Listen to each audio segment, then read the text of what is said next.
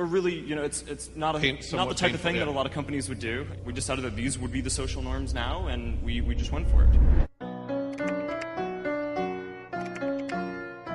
Google is effectively a $500 a year service because that's the value of the data that you're providing. If they use 10% of that data, they're going to be the most valuable company ever.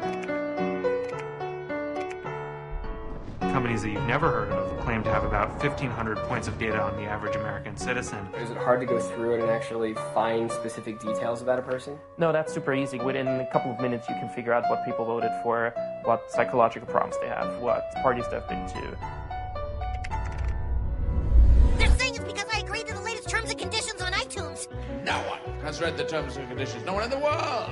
To the extent there have been contract decisions, they've held that these terms and conditions are valid. And what if your phone came with these long terms and conditions said, well, if you use the phone, the government can wiretap you? That would be insane. But that's the kind of world we're living in. Anything that's been digitized is not private.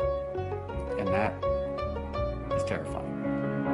For the government to get information from a Google or a Facebook is a lot easier than the government doing it itself and putting a wiretap on our phones. You have to put these powers into somebody's hands. Like social networks in recent times.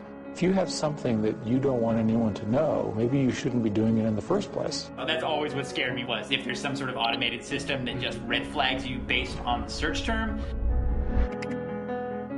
You can see that surveillance measures are being used to silence protests before they even happen.